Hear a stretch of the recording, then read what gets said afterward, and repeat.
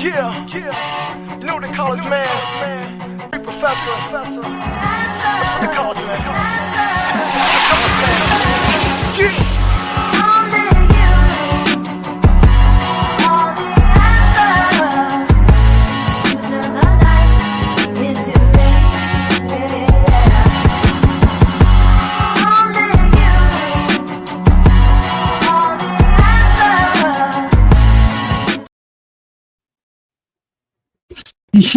Yes. Welcome in to the second installment of The Mind of the Professor. I am your host, Omar, the Professor Fonseca from Ball and Buds.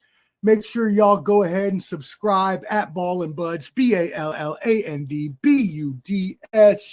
and you will catch all of our shows, everything from The Bottom Line to Combat Sports Special with Clubber D, and to The Mind of the Professor with yours truly. Now, thank you for all joining me today. Wasn't assassinated or canceled the first episode. We made it through alive. No one came after me for my secrets. Hopefully, no one comes after me for them today as well, because it is going to be another feisty episode today. We are going to talk about the NFL lawsuit. First of all, the one going on with Sunday Ticket.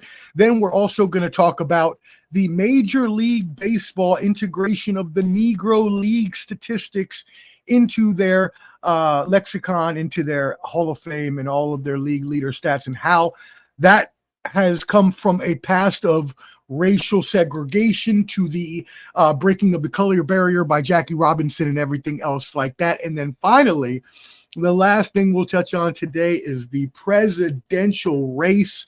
Yes, we are going to look into that disaster of a debate last week in so many different ways. And I will touch on both candidates. And if there's anything we can do solutions oriented from the professor to make our, election something that's palatable to everyone. It doesn't matter what side of the aisle you're on, as long as you have something that you believe in, but something that we can all sort of believe in. And again, we'll get into all this a little later, but I have some solutions for us. So we'll talk about all that as well. And finally, we'll talk about some weird quirks going on in the world, what's been blowing my mind lately, and we'll always end off with a positive. So as we get started, again, make sure you're subscribed at Ball and Buds. You see me wearing my NBA champion Boston Celtics hat. You see, it still got the stickers on. It's literally fresh. I just got it in the mail, took it out the box right as I was coming in. So shout out to my Boston Celtic champions. That being said, I'm going to take that off because right now I'm focused on this show and me. So I'm just going to put my backwards one on and we are going to get to business. All right. First things first.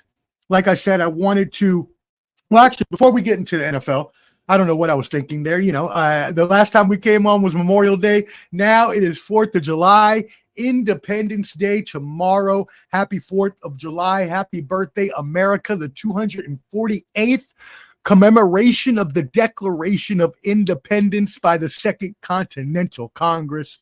Since then, the U.S. has grown from a tiny 13-colony America with 2.5 million people to 50 states, 14 territories, and a population of more than 330 million people. And we're going to talk about how all of those people can coexist in one area, one country, such as this one, when we get into our later topic about our presidential race.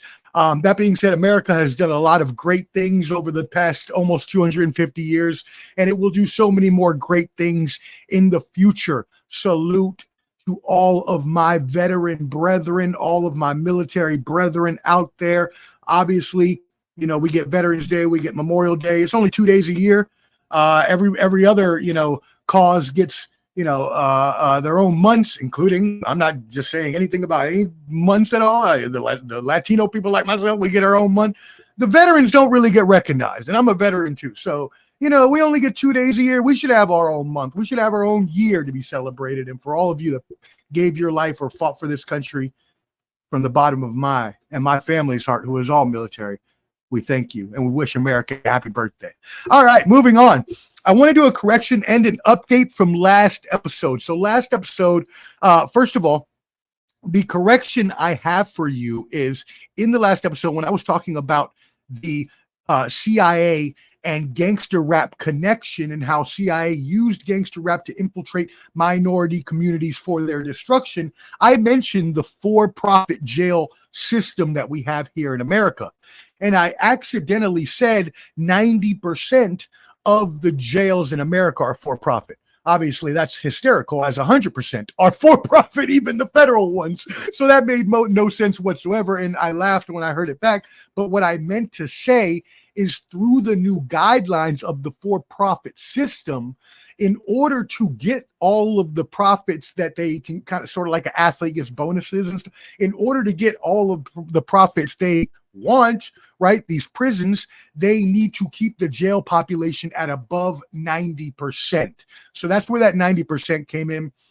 They want them to keep their jail populations at 90% or above in order to keep getting subsidies and funding and things like that. So I just want to make sure I corrected that mistake, because it wasn't that 90% were for profit, 100% are for profit.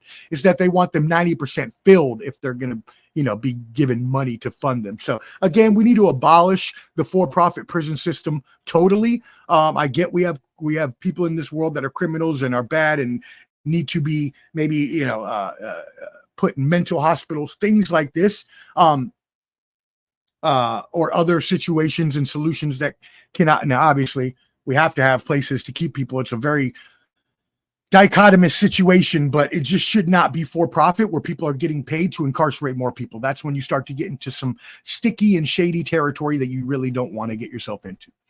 Cool. Also, I wanted to note that an update to the NCAA story that I had last time. It has come out after we talked about the NCAA lawsuit that allowed students to use their NIL to the fullest advantage.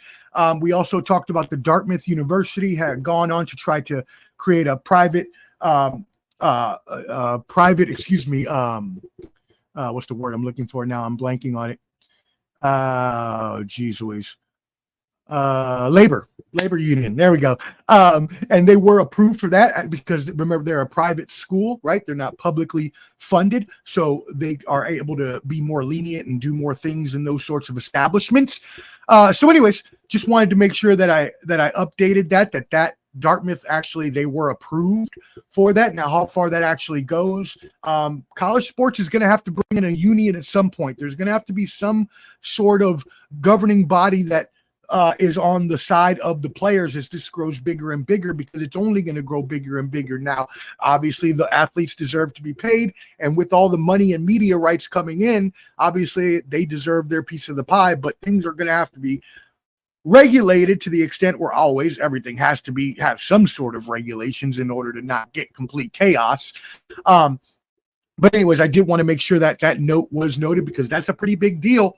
If there can be some sort of body that can take over all of it to combat the NCAA, we may actually see more substantial change in the future. So be on the lookout for that.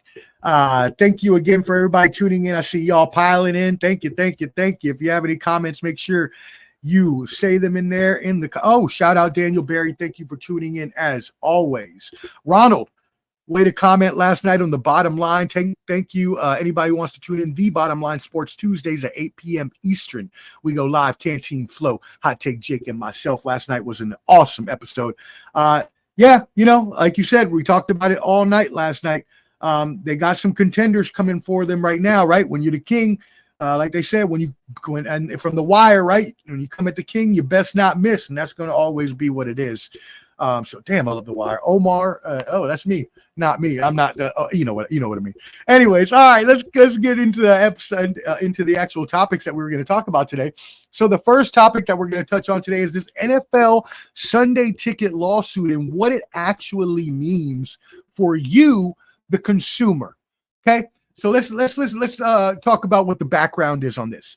First of all, the NFL was taken to court for federal antitrust charges that they made consumers pay for out-of-market broadcast bundles, basically to watch all the teams, even if they didn't want to, right? At the sacrifice of not having single team packages, which meant that at some points fans are paying $350 a year for this NFL Sunday ticket package, but maybe they only want to watch the Raiders, right? Maybe they're me. They just want to watch my Raiders, right?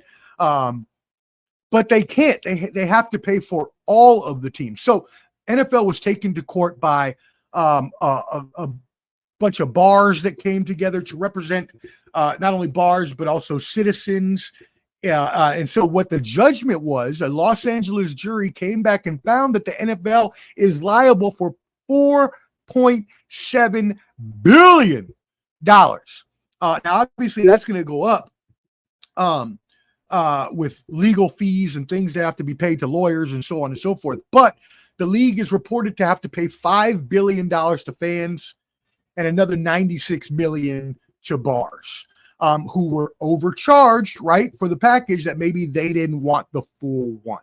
So this is crazy, and it all really got exposed when ESPN offered the NFL to lower their Sunday ticket to $70, which would obviously allow for a lot more revenue to come in due to the influx of added customers. They didn't want to do that. They wanted to keep it at a premium product. Jerry Jones, Cowboys owner, noted saying, I'm sure my team would make a lot more money in a single market than the Browns, I think is who he used as the example. And it's right. They would make more money than a lot of other teams. So, to have it at that price, they considered it to be a premium that consumers should have to pay. Well, the judge did not say that.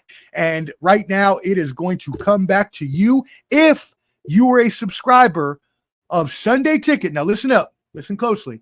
If you subscribed or bought the package, this goes to 2.4 million residential subscribers from June 17th to 2011 to February 7th, 2023. So if you invested in the package from 2011 season through the 2023 season, you may be entitled to money. I sound like an infomercial for seniors in the middle of the day. You may be entitled to Medicare money. Anyways, you may be entitled to money.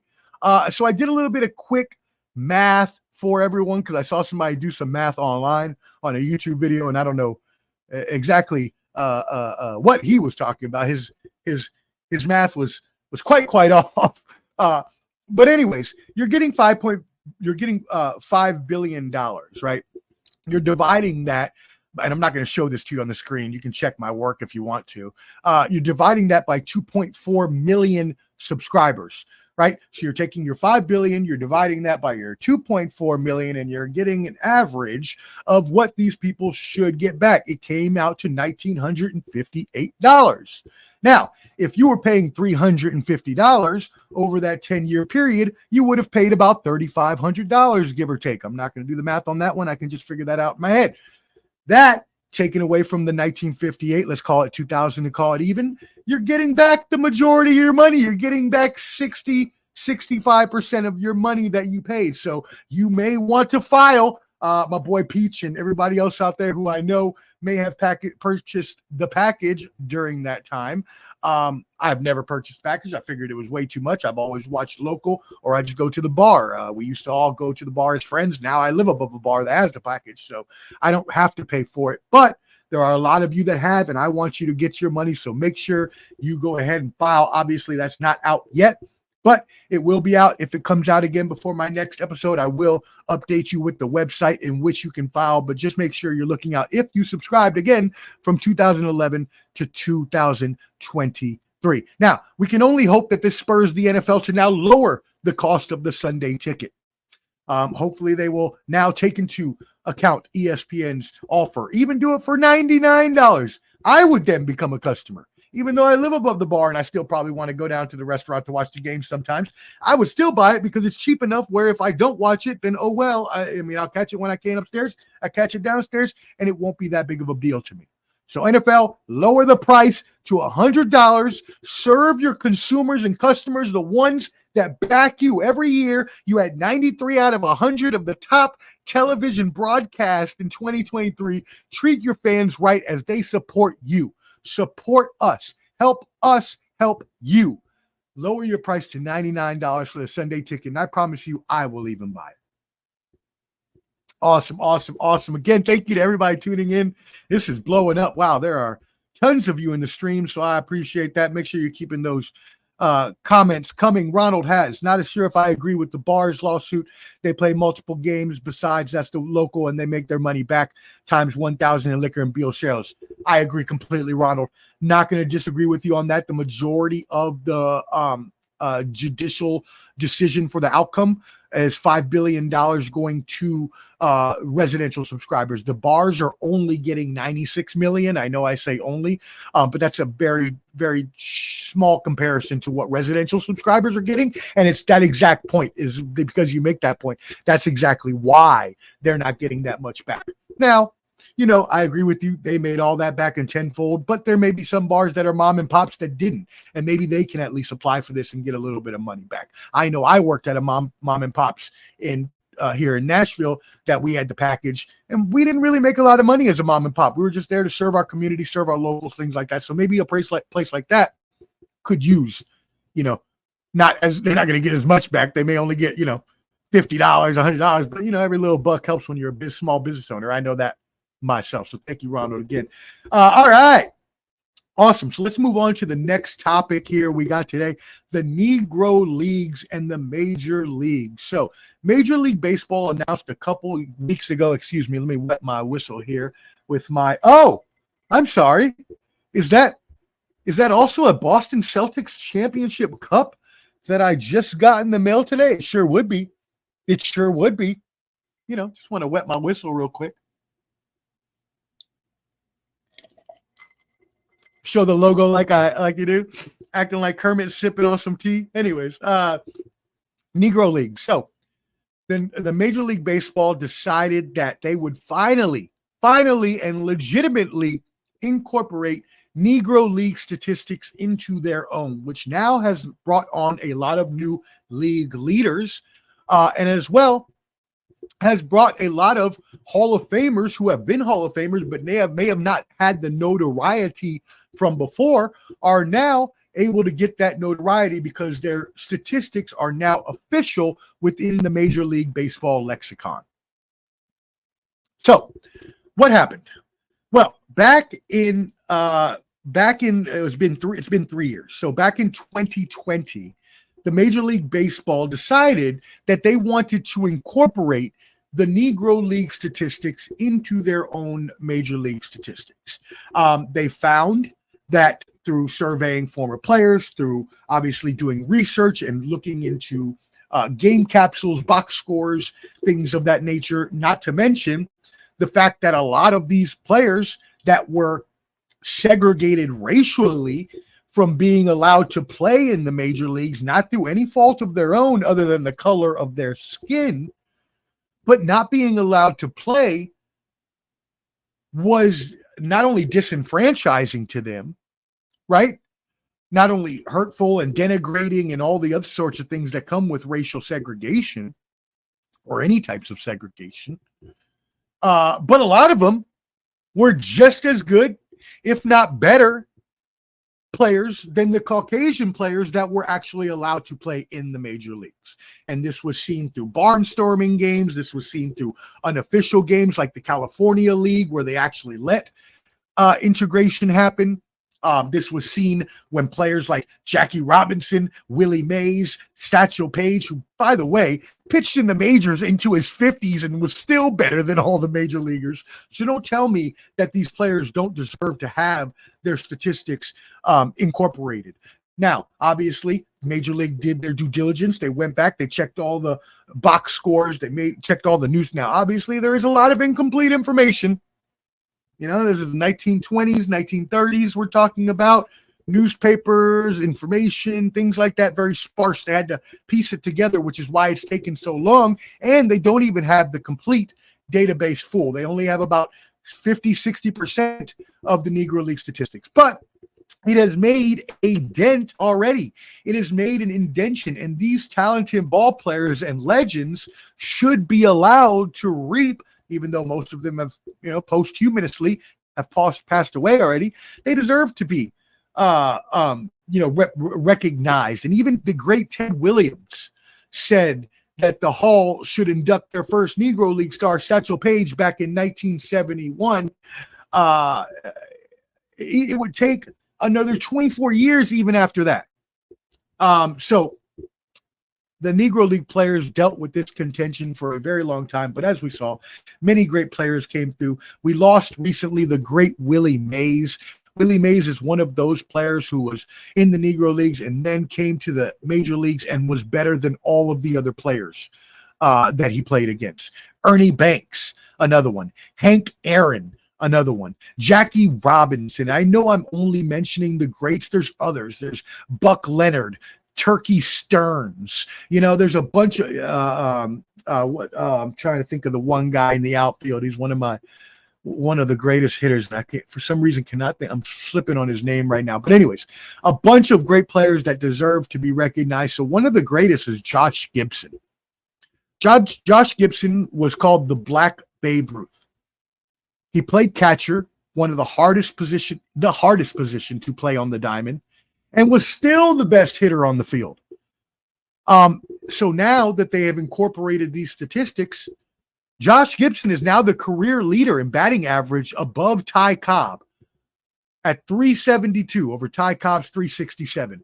He also takes over Babe Ruth's lead in offensive percentage of slugging, OPS, 1.177 to 1.164.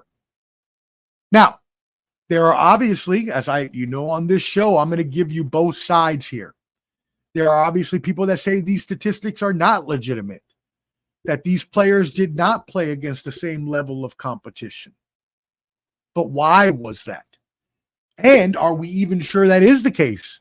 As I just mentioned, a lot of those players came in and proved themselves to be, if not as good, better. Yeah, not all of them would have been, obviously. If we're doing any kind of regression to the mean, we're going to know that we're going to have some people in the average. It's the bell curve. We all know the bell curve. And then you're going to have your people to the outsides that are going to be, on the upper and lower percentages of our bell curve. The same thing. It's the same thing here. But it doesn't mean that they're not important and that their statistics do not deserve to be included. So, whatever your argument is to why they should not have been included has already been debunked, has already been talked about, has already been debated by MLB itself, who decided after a lot of debate, a lot of research to do this. It's not their fault that they were prevented.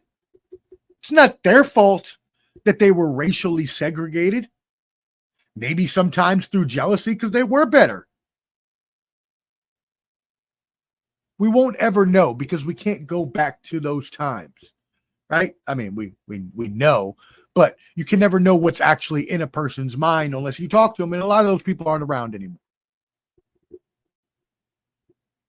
But it's something that needed to be done. These Black and Latino players deserve to be recognized. They have been denied entry to MLB. They did whatever they could to try to get in, to try to improve themselves, creating their own leagues even. And again, you can say, and I'll give credence to your argument.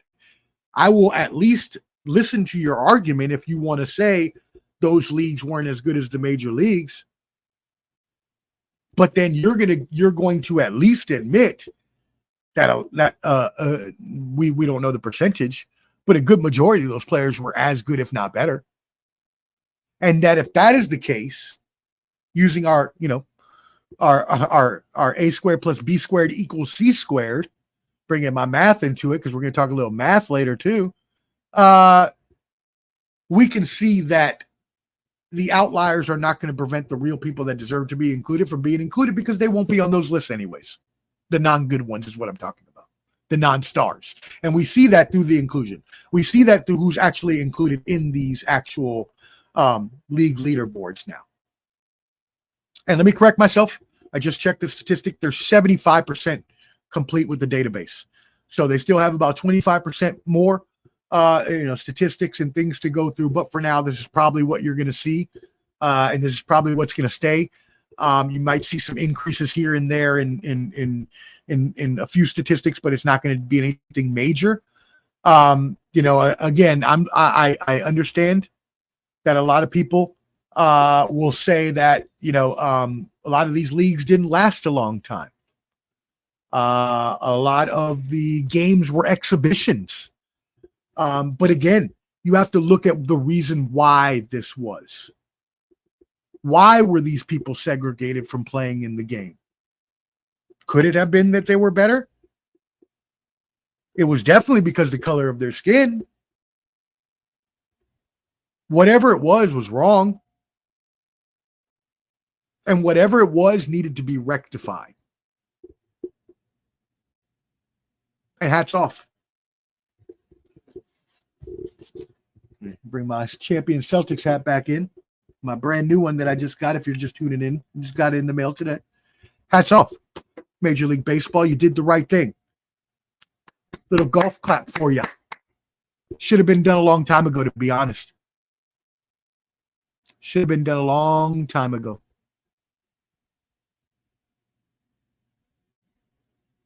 Now it's funny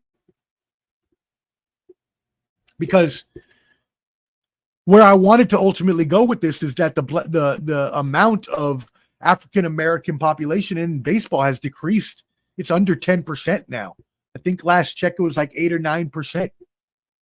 So how do we go about bringing that diversity back up? Obviously, the Latino players have taken over the game. The majority of players in the league are Latino now. Obviously, that's because of the preponderance of countries. There's a bunch of more Latin countries than there are the United States. Granted, there's a lot more people in the United States, but it's a lot harder too. And baseball in the United States is a lot of a how much money do I have kind of game. Can I afford travel leagues? Can I afford a bat, a glove, cleats? A lot of minorities, a lot of inner city community people can't, which makes baseball, which makes golf harder to play and harder to attain for minorities. Not harder to play, harder to attain and harder to gain ground in when they play because of the color of their skin. And so we've seen it now for almost a century now. And we're still seeing it to this day. And if you go listen to my Hank Aaron podcast, which I did the re-release version with the updated remastered audio about a month ago. Check it out at Ball and Buds podcast on Zencaster or on obviously Apple and Spotify. But I talked about it. We're still experiencing racial segregation at this time. And it's even through simple little things like that, like the amount of monetary value it takes to play a sport that can keep people out of it, that change the demographics, that change the psychographics, that change the way that the organization, doesn't have to be a sport, the way that the organization is developed, the way that the organization progresses, the way that the organization improves. And that includes here. You can't tell me that if we didn't have more black baseball players, it wouldn't be a better major league, because that's a lie. There's a lot of good black athletes that are out there that probably want to play baseball that have been prohibited because of that monetary factor or other factors that would have helped make this a better league. And it's probably not ever going to get back to where it was ever, because now again, Latinos are the main in Major League Baseball. It's probably not going to change from here on out. But, we definitely need to increase baseball within the inner city, give more chances to more kids. That may be the next Willie Mays. That may be the next Hank Aaron. That may be the next Roberto Clemente. Shout out my Boricua brother. Wepa, wepa, wepa. That's my take. MLB, you finally did it a little bit late, but, hey, you did it anyways. Keep up with the Dream Series. in connection with Andre Dawson, that brings in a lot of inner city players to try to bring that diversity up. Fun fact, the Wichita Monrovians, which is a tremendous name, fantastic, also known as the Wichita Wind Surge now, AA affiliate of the Minnesota Twins.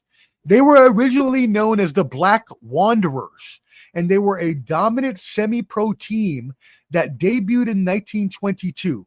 They posted ads in newspapers all over the country to play any teams that would be willing to take them on. Obviously, most of them all white teams, beating all of them. Most notably and dramatically in 1925, when the Black Wanderers defeated a team mostly comprised of Ku Klux Klan members. How's about that for a don't give me your statistics? Just fucking beautiful. Fucking beautiful. I love it. Oh man. Yeah, a little golf clap, LOL. Facts. Thank you, Clever D. Thank you for tuning in. I appreciate that. Let's see. Yeah, I mean, thank you for filling us in on that, Scott. I really appreciate that. Scott Kobe telling us that they may not see any money. That's a lot. That happens a lot of times within these class action lawsuits. If you've ever applied to get money for these, I have in the past. Sometimes you'll see it'll be like, oh, $7.70 or $14.20. Yeah, definitely y'all gotta have to look into that. I am hoping that you all get money back. Again, it's probably not going to be as much as what I estimated. That was just an estimate from just the purely mathematical standpoint of data. But I hope y'all do. I really do. Again, I never bought it, so I'm not looking to get any money. I'm just trying to help y'all out for it. Yeah, Ronald, better late than never. Yep, better late than never. I agree.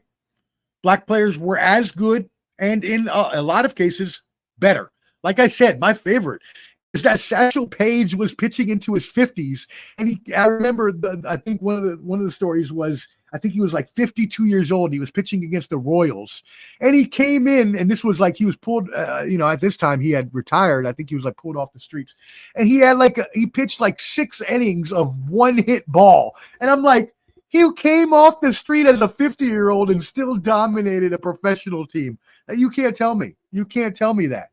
Willie Mays, the greatest player ever, hands down. Don't give me Babe Ruth, because Babe Ruth didn't play against most of those players. And when he did, in those barnstorming games, in those exhibition games, he was beat by Josh Gibson and the crew. So don't give me that. Babe Ruth has never been the greatest player of all time, except when he was before the black players were allowed to play. Thank you, Ronald. I appreciate you tuning in. And yeah, yep. And I mean, growing up, right? A lot of people that I grew up in, I have a lot of white friends. My high school was mostly white, but before that, middle school, elementary school, it was a lot more diverse. And so most of my friends, my personal friends I grew up, are black and brown. Again, I have a lot of white friends, but most of my friends are black and brown. And we would know that those were sports that we may not be able to play. Now, granted, I'm not talking about myself. I grew up middle class. Thank God for my mom, my dad. My dad was in the Army. I was able to play those sports. But there are a lot of people that don't get that chance. I mean, I didn't get to play golf, but I played baseball. Played baseball my whole life. But there's a lot of people that don't get that chance that should. And that's what this is about. Hey, thank y'all for tuning in again. Subscribe at Ball and Buds. We are loving it today. It's about to get a little crazy here in a second, though. So I'm going to need a drink for this one. We're drinking some Pursuit Unlimited whiskey today. Shout out Pursuit Unlimited up in Louisville. I actually poured my own bottle there at the distillery. Shout out my boy Blake M, or we'll call him B More for short. And my squab mob crew, shout out to Sir Genius and Brenticus and Diaz. We went to Louisville, had a great time, poured our own bottle. So a little bit of it's gonna get a little feisty here in a second. Now, again, I come to give you both sides of the coin. I am coming to point facts out to you, and you take them for what they are worth from what you hear from me. Now, always fact check. You should always fact check everyone. I ain't telling you to take what I say as gospel. Never should you do that. I am not Jesus.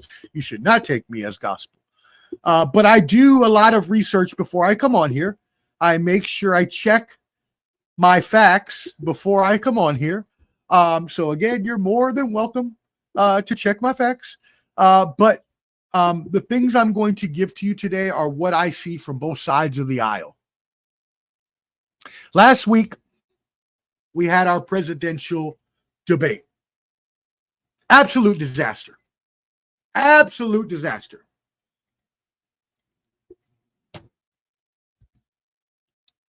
Now,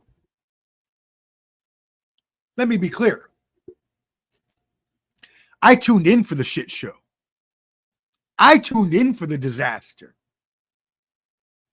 I thought with the muted mics, Trump was still going to be speaking. But apparently they trained him like Pavlov's dog because he was a good boy.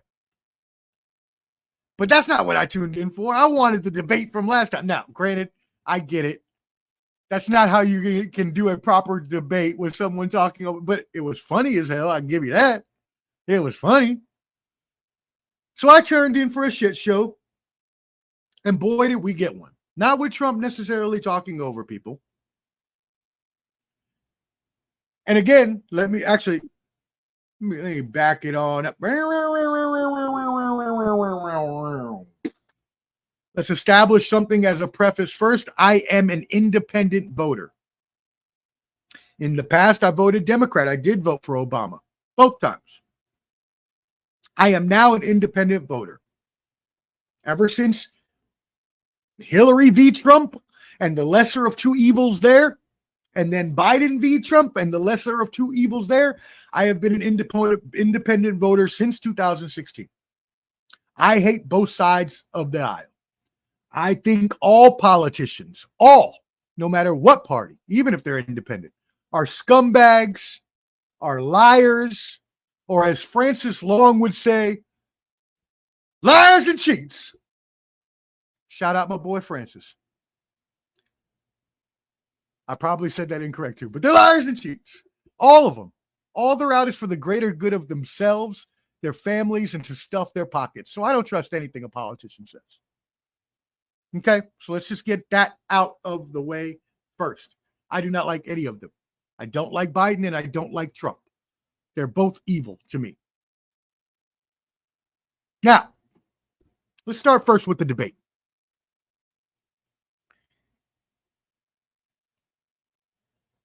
Hold on. Hold on one second.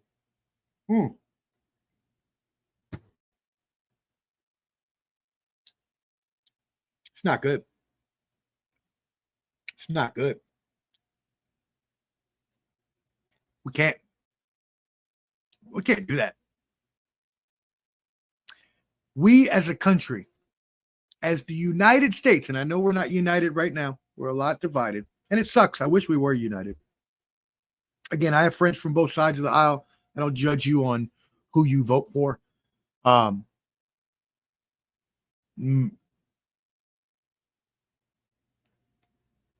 If you're off the rails, then I'm going to judge you. That's when we're going to. But for the majority, I understand. There's a difference between conservative and liberal policies. And we'll get into that in a second and how that affects a voting of a Hispanic man like myself, which we talked about last time, but we'll talk a little bit more about today. We cannot continue on with Joe Biden as our president. And I know all the Trump fans are probably screaming and yelling, yay, Omar's on our side. Not so fast. Not so fast. I do not believe Joe Biden is fit to be president anymore. I'm sorry. I'm sorry. I'm not sorry. There needs to be term limits, first of all. This is ridiculous. You should not be able to be the president over the age of 70. They need to immediately institute a term age limit of 70 years old as the president. Once you get to 70, you're not allowed to be president no more. Sorry. We're getting some new young blood in. I don't care if they're worse. They'll learn on the job. But no, I'm sorry. They've been propping Biden up for a long time to be coherent and physically well and able to do this job, and he has proved in the last few months that he is not. And that's no slight on him as a politician or whatever. Again, I hate all politicians. But he's done good. I mean, most politicians, at least they do some sort of good in their career, even if they're trying to do bad most of the time. They'll somehow end up doing something good. So he's done some good things along the way. And I'm not saying he's not even a good person, right? I mean, aside from the fact that you could accuse both of them of some tendencies that are not very good, let's throw that out the window completely. You know, as a president, before obviously he's gone into this decline, he's what I would look for: a stoic, a humble, a down to earth, not a dictator, right? Not a Hitler or a Kim, right? Or a Putin. So,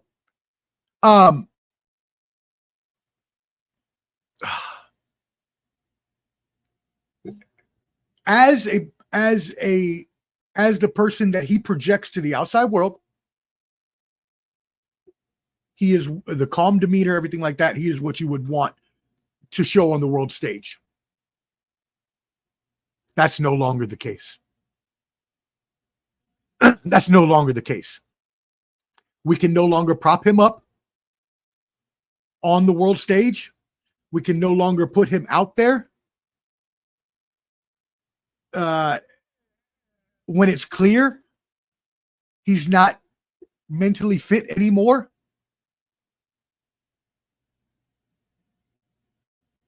So let's get that out of the way first. We need age term limits for presidents. 70-year-old is the max. And while we're at it, term limits for Supreme Court judges too. There should be no reason Clarence Thomas's Uncle Tom ass should still be on the Supreme Court. There's no reason he should still be there. He should have been gone a long time ago. Now he out here accepting yachts and gifts and trips to affect his opinion. You think that ain't affecting his opinion? Well, you think he's getting that because they being nice to him? Come on, y'all think. That's used to influence opinions. That's how politicians get paid, lobbying to influence their opinion. Supreme Court justices need to have term limits as well. 20 years, no more. That's it.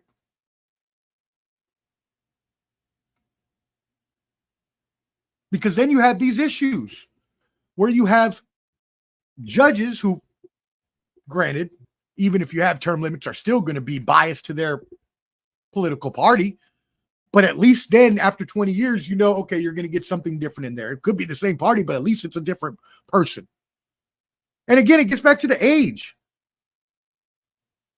We don't need no 80-year-old Supreme Court justices. Rest in power to RBG. Rest in power, Ruth Bader Ginsburg. But shouldn't nobody be dying while they're on the job? What are we doing, America? What are we doing? So let's get that out of the way first. Joe Biden is too old to be president anymore. But again, I'm in the middle. I don't like either one. I don't like Trump either. So Trump fans, I'm coming to y'all now. Because damn it, Trump can't be our president either. Biden can't be our president, but damn it, Trump can't either.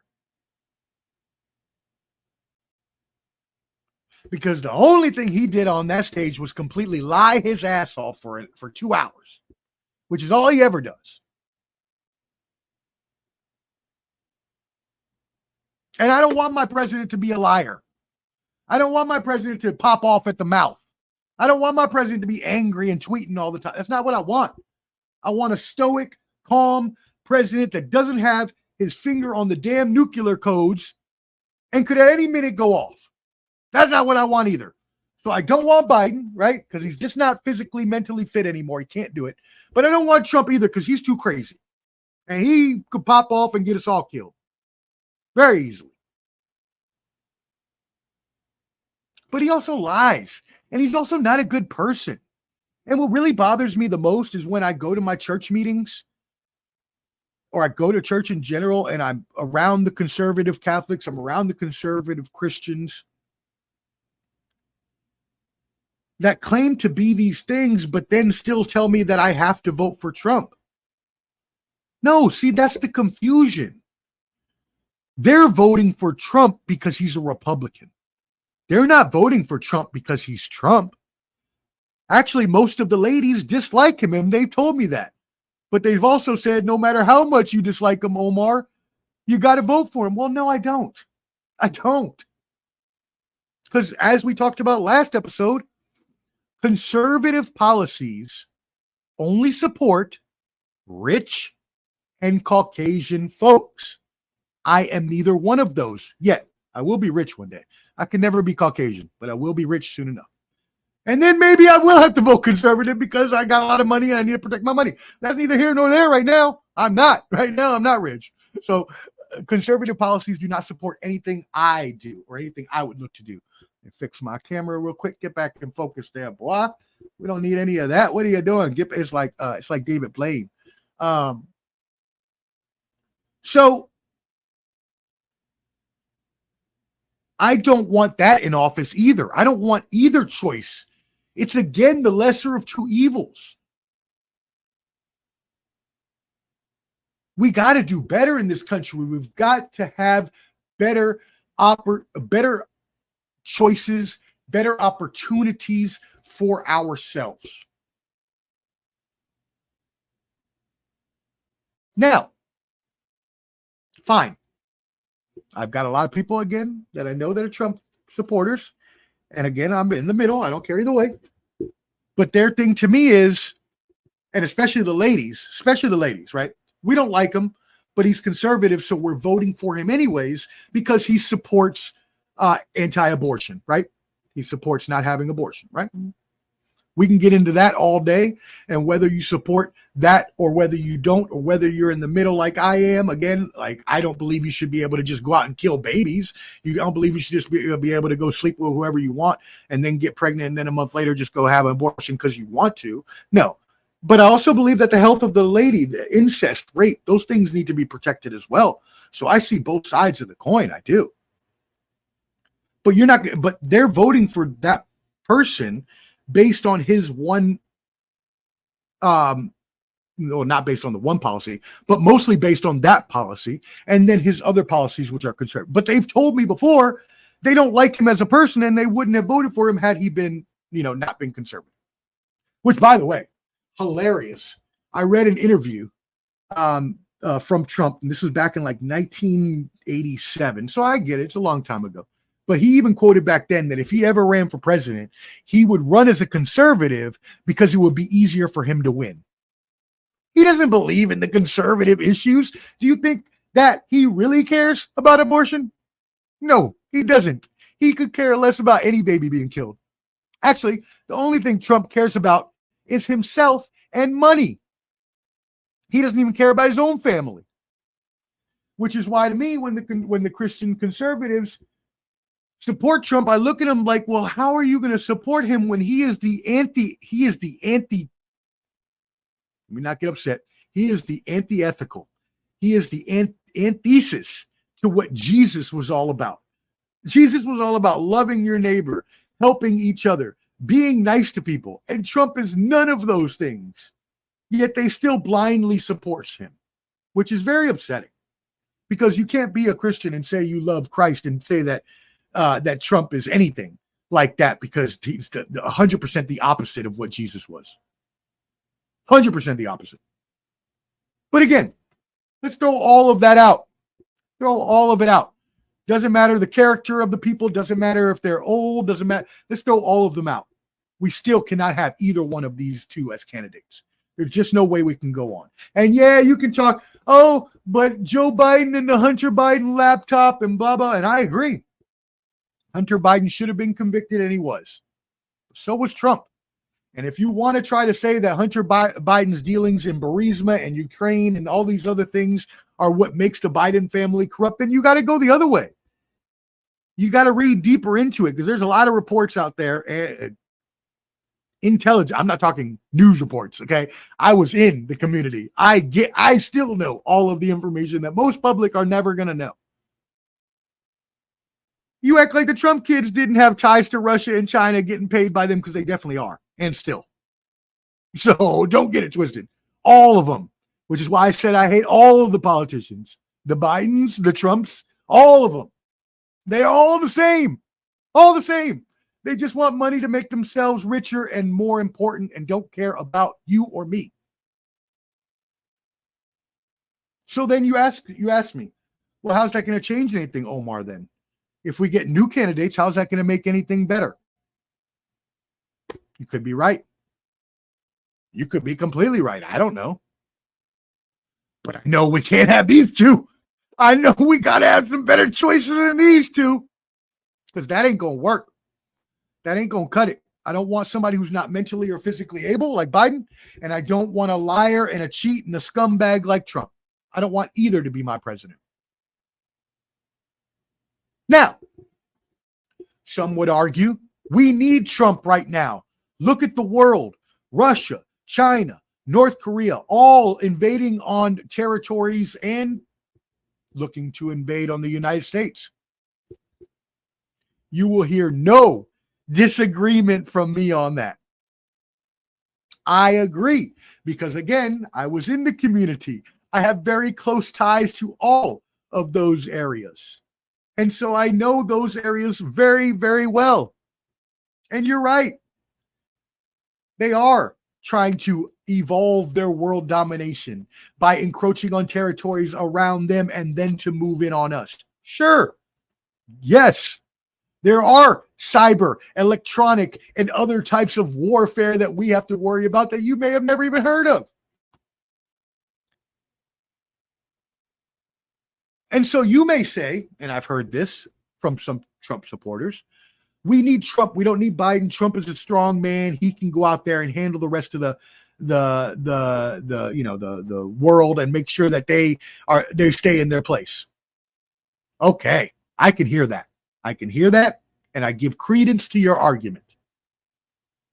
And I would even, and I've thought about this the past couple of days, I even thought about, that's a very good point. But then I look at the other side of it. And I know that Trump's form is in the form of other dictators that have come before him, most notably Hitler. And the things that he's said lately about deportation, about camps, I'm sorry, I don't want to be thrown in a camp.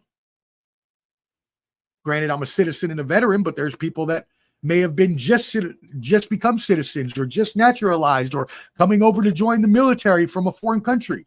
Those people deserve to be. So again, we don't know exactly what he's going to do, but he usually goes by what his policies usually trend in the direction of strong arming people, of forcing people to do things. And again, that may be good on the world stage and what we need right now. So I give credence to that argument, but I would also venture to say, and I would give you the other side of that argument. What if he pops off the nuclear codes for no reason? What if he presses that red button? It's not really a red button, by the way, everybody. I'm not going to tell you what it is, because you have no need to know, let's just say. But there's more involved than just a red button that he can get to. But still, I don't want that person to have my nuclear codes as well. I want neither of them to have it. So my whole point here, y'all, as we get more and more into the election season, is the debate showed us that Biden is not fit to be president anymore. That's key. But it also showed us that Trump cannot be either.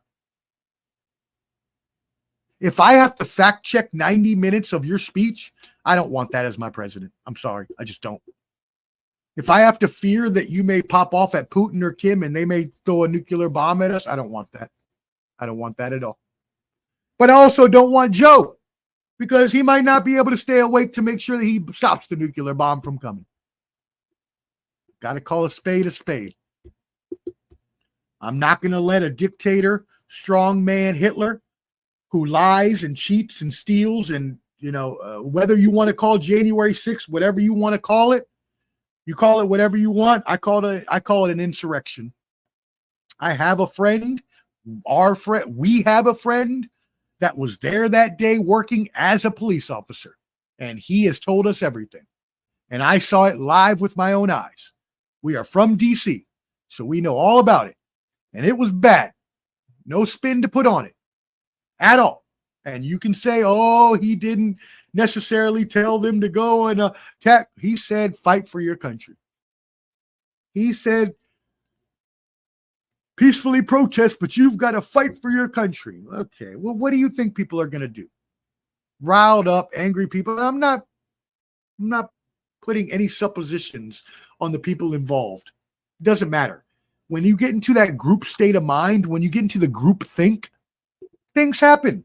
I've been part of it before where I've made stupid decisions because I've been part of a group that made a larger stupid decision and I went along with it. It happens. I understand. I get it. A lot of those people are probably very nice and innocent people that got caught up in the wrong sort of thing. But there's a lot of people that weren't. And come on now. You can't say that they were. And you can't say that it was nothing. It actually surprised the hell out of me. I'll tell you a little story. I was at the Veterans Entrepreneurship Program with a bunch of other veterans. And I was having a chat with somebody at the school, at the university, and come to find out that they had never even heard about January 6th. Obviously, they're conservative Republican. They don't watch the liberal news networks or things like that. So, and Fox News wasn't going to tell you about it. But I was just like, damn, really? You ain't hear about it at all? Like, you ain't even just stumble on it on the internet? And you're a 50-year-old man, veteran? Okay, all right. It just bamboozled the hell out of me. But that was an insurrection. Whether he spurred it on or not, which is debatable and on you to decide, not me. What it was and what ended up being, and what I know from what I saw and what I know from personal police witnesses that worked there as police, that was an insurrection.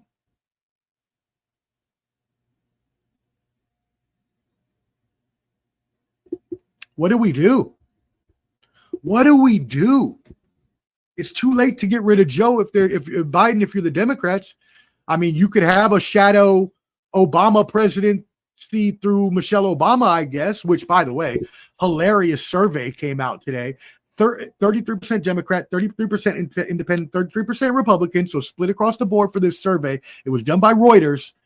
And they found that Michelle Obama was the leading candidate that could beat Trump, and the only one that could beat Trump which is crazy to me because she has no political experience, but obviously that shows you that they would be voting for her to have a shadow Obama campaign, which honestly, I'd much rather have a shadow Obama campaign than Biden or Trump, either one. At least he's young and has a good mind. The other two don't. Right? Yeah, his policies may not be for the conservatives, but again, we talked about this. I'm not rich or white, so the liberal policies, until I become rich, are still more on my side. Sorry, I got to vote for what's going to give me the best life, not you. So you got to look at a possible civil war that might come, and this could come either way. This could come whoever gets elected, which is what I fear most, because I think that we need to be united at this time instead of divided. But there's so many people, especially on the internet, that just want to bring division and just want to fight each other. And it's just like, come on. Like, we are in this together. If there's a nuclear attack, we're in this together. If there's a zombie apocalypse, we are in this together. You think I'm going to care who the fuck you voted for if there's a zombie apocalypse? No, I want you to grab that rifle and run with me and shoot some fucking zombies.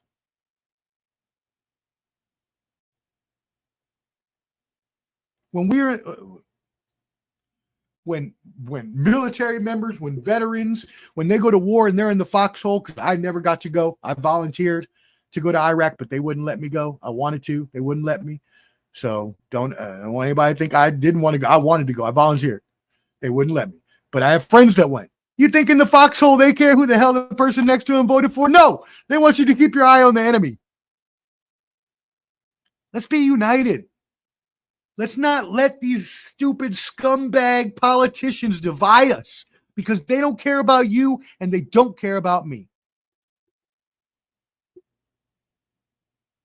And I've said that before. The government don't care about you. You think the government care about you? They don't. I worked for the government for 10 years. They don't care about you. They don't care about me. If they did, maybe they take better care of the veterans. It's neither here nor there. That's a side thought that crossed my mind. But it's not good because then you go to the Supreme Court ruling where they're saying that presidents have immunity within their official duties. Well, then you start to urge and lurk into territory that you may not want to get into. Because then can Trump call up Georgia and demand for 12,000 votes? Can Trump then tell people to go fight for their country and cause an insurrection? Not that he did. Not saying that. Again, that's up to you to decide. I don't have a decision either way. But the reason I bring that up is because the Supreme Court now giving immunity, which, by the way, the Supreme Court leans conservatives. Again, back to term limits, right? We wouldn't have these issues so much and we still have them, but not as much, if we had term limits. And this goes for any president, not just Trump, but Biden too. How much power does that give that person? I don't care about the Stormy Daniels case. That was a witch hunt. I don't care about that. That's true. I don't care if he slept with some porn star. I don't care. It matters none to me. I would expect him to have done that plenty of times, actually, with how rich he is. But I do care when you're going out trying to affect the electoral process. I do care if you're trying to affect Congress and what they're trying to get done in non-official capacities. It's a very thin line there that now we have to subjugate, right? Now we have to figure out, because of the fact that they have now given official immunity to presidents. So now it's not just Trump, but it's anyone that comes along that might be crazy. Just things we got to take into consideration, y'all. Things we got to think about. I personally, there's not really much in the way that the Democrats can do at this point to replace Biden with another candidate. It's just too late in the game. I honestly think Trump's going to win this one. I have said that. I said that back when he won in 2016. And I said Biden was going to win in 2020. So I've called these correctly. Well, I called the two Obama ones too. So I've called the past 5 presidential races correctly. I think Trump is going to win this. But again, I don't want either one. It's the lesser of two evils. They're both really evil. They both don't deserve to be a president or even hold any official position, much less. I mean, most people, depending on which one you like, you probably hope the other one dies. I don't wish death on anyone, but the majority of the population probably feels that way about one or the other. Hey, they ain't getting no younger. The Grim Reaper knocking on that door. I can tell you that much right now. So, anyways. All right, let's move into a couple of our final categories. Hopefully I do not get assassinated or canceled for anything I just said. But let's get into, some things that just really have blown my mind. Peter Griffin used to have the grind my gears. I'm going to have my own new segment. It's going to be called What's Blowing My Mind? A few things are blowing my mind. First of all, as you see on the bottom of the screen, it says the math don't math. At first, I had that as Terrence Howard math. Because Terrence Howard has been going on the Joe Rogan show, or went on the Joe Rogan show experience, had a lot of controversial things to say. A lot of things about science and patents and math and all this other stuff. Boy, if you're going to listen to the whole 3-hour interview and you're not a smoker, I don't know. Take something. Have a drink. You're going to need it because this interview is off the rails. And there are some points in time I had to take a hit just to make sure I was still coherent. And I was like, what is he talking about? But the thing that blew my mind the most, among many of the things that he said, was that 1 plus 1 and 1 multiplied by 1 both equal 2. And that 1 times 0 equals 1. Lord Jesus, help me. Okay. They had a mathematician on there that told him he is speaking none of the realities of math. And let me tell you, as a person who loves math, as a person whose favorite subject was math growing up, as a person who took trigonometry and calculus in high school, as a person who took calculus and calculus 2 in college, for no other reason other than I just liked math and I took them as electives. I didn't have to take them. I could have taken anything easier.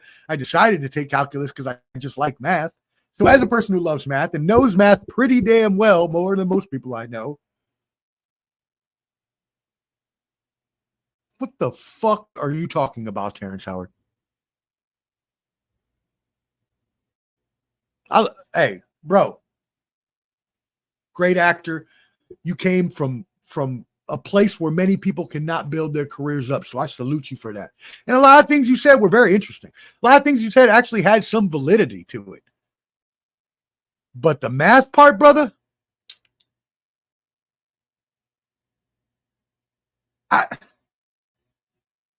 I'll even give you, as a person who loves math, I'm gonna be so blasphemous right now.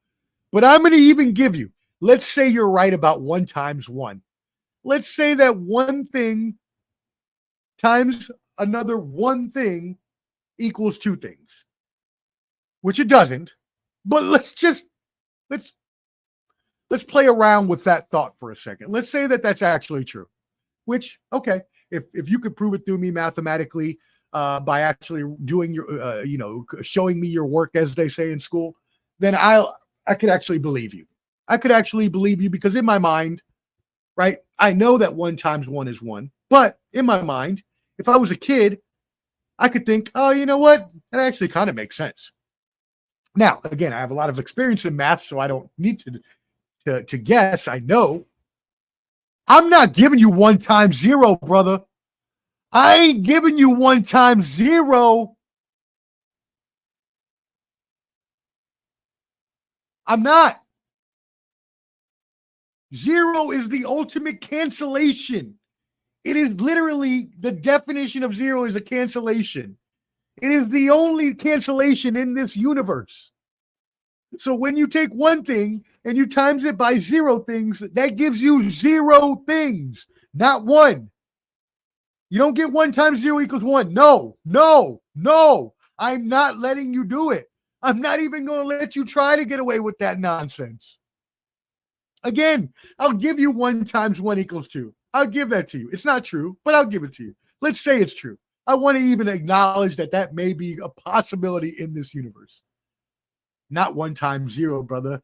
I can't do it. 1 times 0 will always be 0. 0 times anything will always be 0. It is the ultimate cancellation in the universe. I'm not going to go no farther into this. I just had to bring it up because it blowed my mind. Yeah, I mean, the math just don't math, brother. 1 times 0, 9 times 0, 100 times 0 is 0. 0. De nada. I mean, that's thank you. Wow. Okay. I meant to say nada, and I said, you know what? Let's just move on. What else is blowing my mind these days? Well, I'm sick and tired of sequels, y'all. I'm so sick and tired of sequels. I just read today that they are making a sequel of Beetlejuice. Damn it, man. For what? For what? Michael Keaton, Winona Ryder, perfect. What a great movie that was. One of my favorite movies of all time. I don't need to see it updated with new graphics. I want to see the sandworm come out in 360p. I don't want to see the sandworm in HD. Stop making sequels. Blowing my damn mind. What is wrong with you people? We don't need a sequel to every damn movie. Leave the originals alone. Can't we just let our movies be? I heard they want to make a Goonies 2. Son, if you make a Goonies 2, I swear I am going to come to Hollywood and punch somebody in the face. Stop making sequels.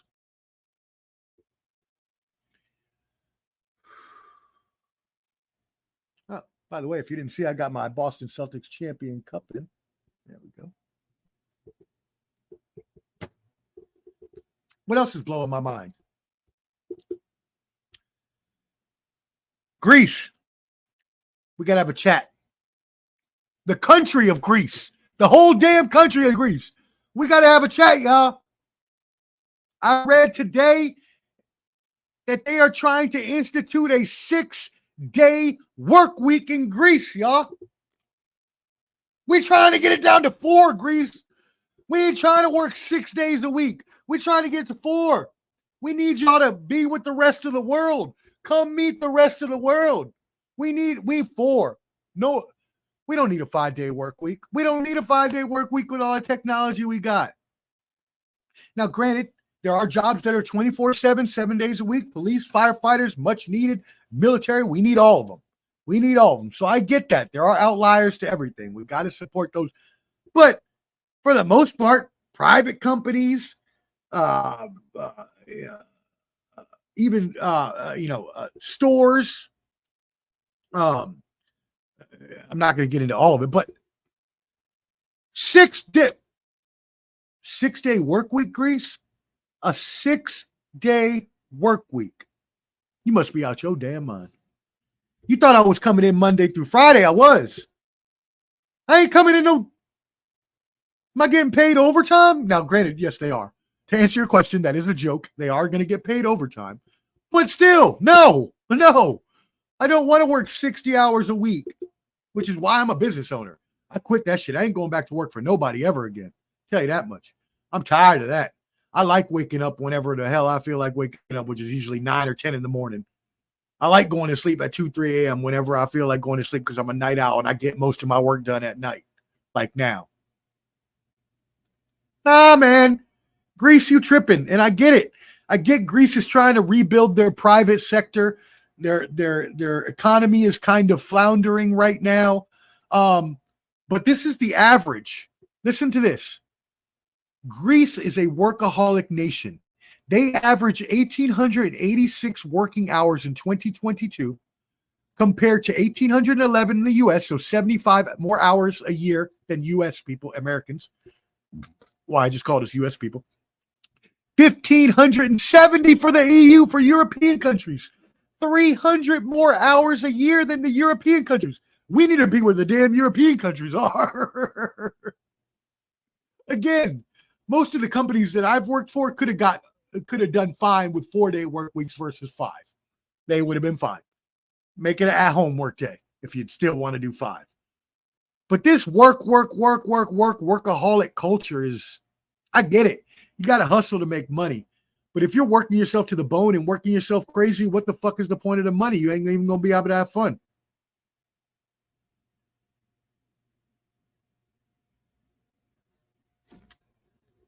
Eh? Who am I? I mean, anyways. And that's what's blowing my mind today. So that's the new segment, Blows My Mind. Harkening back to, again, Peter Griffin's Grind My Gears. Just had to get some things off of my chest. That being said, we like to end things here on a positive note. So before we get out of here, I have to give a rest in power to Willie Mays, the aforementioned that we mentioned. Jerry West also passed away recently. And the one I want to talk about, Bill Walton, close to my heart as a UCLA and Celtics fan. just a life that he lived, a life all about loving others, treating others with kindness and respect. The life that Jesus would teach you to live by, the life that I try to live by, loving others and helping others, even if I don't love or help myself. I know I am my own worst enemy, but as long as I'm trying to be nice and help other people, at least I can sort of feel good about myself, is how I feel about it. I want to give you a quote before we leave from Bill Walton, the great Bill Walton.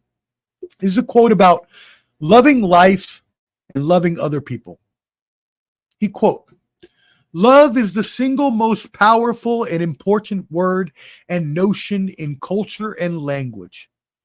Until the power of love supersedes the love of power, we have no chance of ever being successful." On that note, y'all, that pretty much explains what I just went through in the whole political argument that we had. We got to be better. We got to love each other. We got to be kind to each other.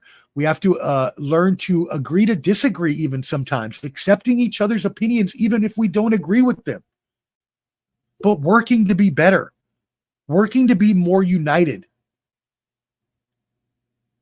working to make America the best place that it can be. And I hope we get there. Because on a day like today, where we will be celebrating 4th of July tomorrow, I want us all to be united in the love of our nation, the love of our fellow man, the love of our families, the love of whatever you believe in, God, universe, whatever it is.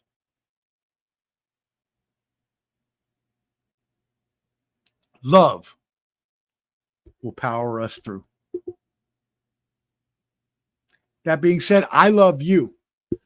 I am your host of Mind of the Professor, Omar the Professor Fonseca. And I thank you all for tuning in today. Make sure you're subscribed at Ball and Buds, BALLANDBUDS. Please subscribe to our YouTube. That's what I ask the most of you. I post videos every day, so I promise you will not be unentertained at least.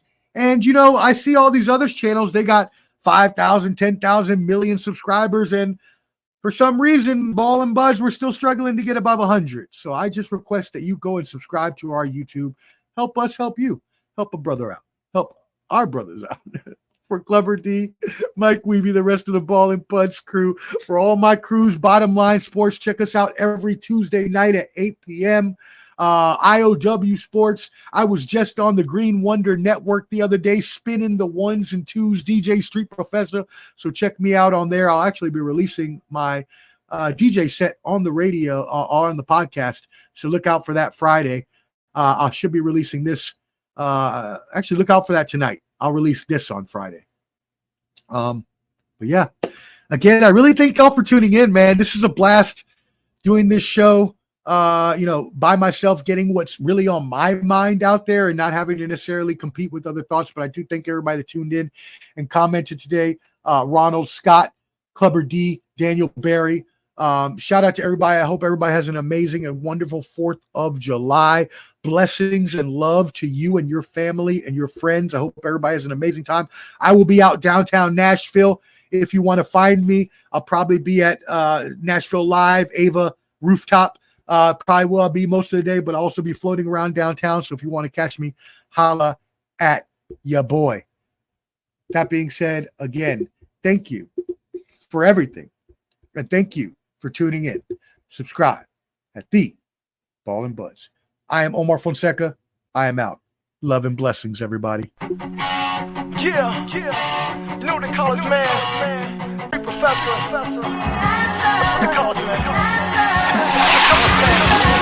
Yeah.